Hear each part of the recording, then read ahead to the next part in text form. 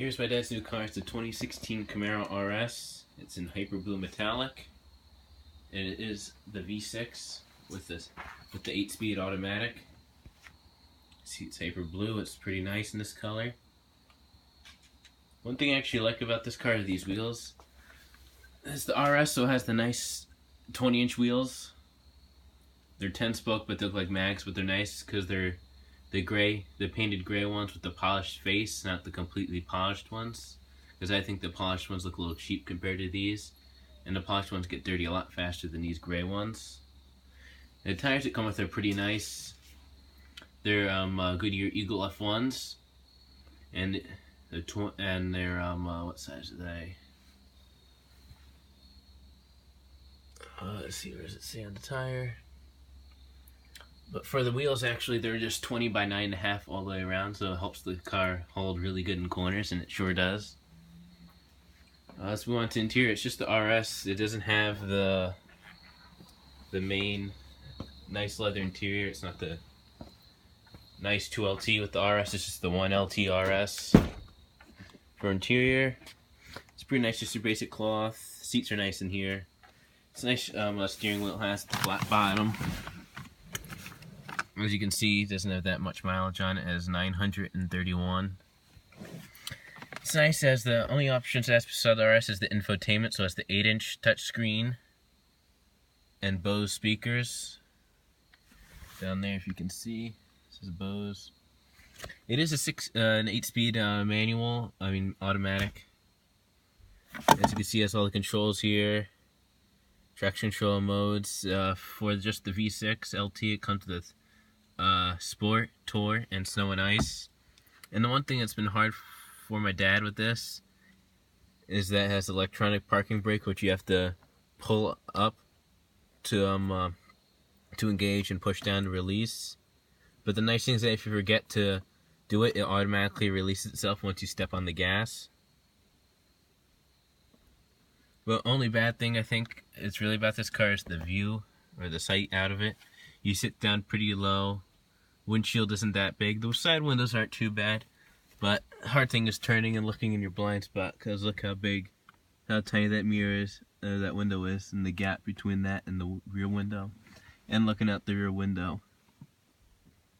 But the nice thing, this thing has a backup camera, which is projected onto the touchscreen, which helps a lot. And when you turn, the yellow lines on the backup camera turn as well, so it makes it really easy backing up into parking spots and other things.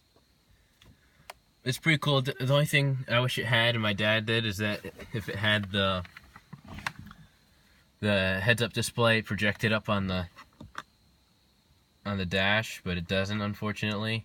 But I thought that's pretty cool.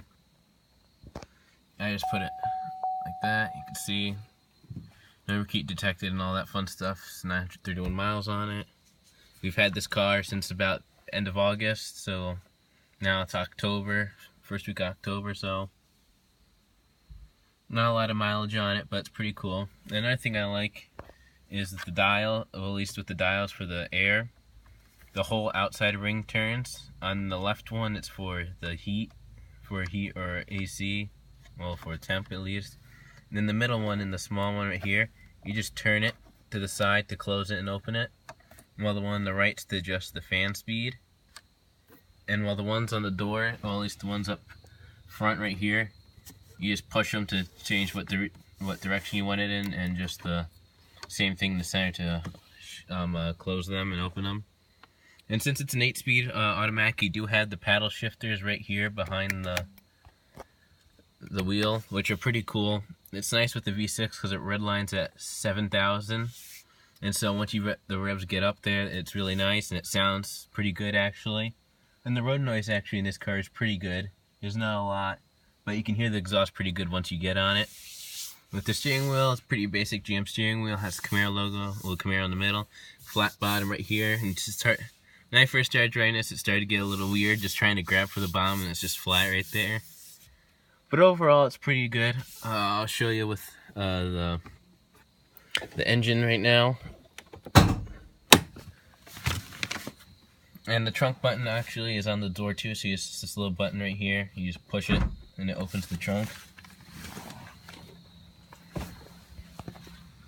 Just like with the Mustangs, when you shut the door, the window goes up 1/4 of an inch.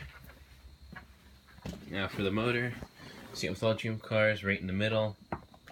Undo it, push up. Nice thing with this, it's hydraulics. It has 2 hydraulic pistons on each side. It makes it nice. You don't have to have the annoying rod in the middle of it.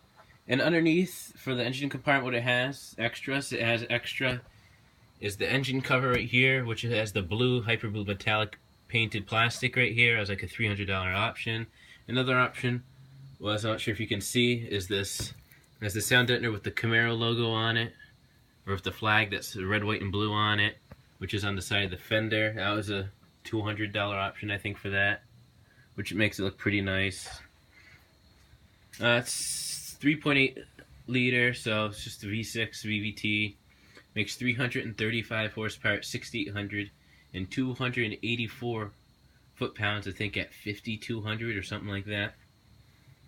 When me and my dad test drove this and the 4-cylinder version of it, the 4-cylinder moved pretty good for it, but it felt like it was straining. While compared to the V6 moves quicker, and it didn't seem like it was straining as much as the 4-cylinder.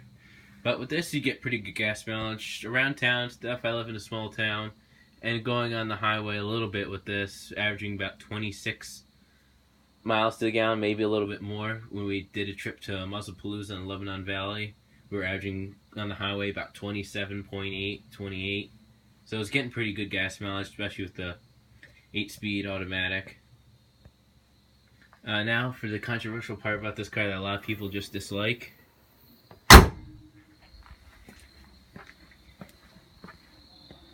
Is the trunk. The opening, as you can see, my dad's golf clubs are in here, and they don't all fit. And actually, the back seat is down just for them to all fit. And the annoying thing I think that bothers me is that the trunk opening is so wide, and yeah, on each side you have about 6 inches where from the opening of the edge of the trunk to where the actual opening of the trunk where you can put stuff in is on both sides, which I think is pretty annoying. And yet right here you have just the indent right there, but not one on this side. It's pretty stupid to me. And you got the battery right here, which is right there on the side. Which I think, yeah, I know having the battery in the trunk, but I think it's pretty stupid just having it there on the side, which is why it takes away from having the sidewall, a bigger opening for the trunk.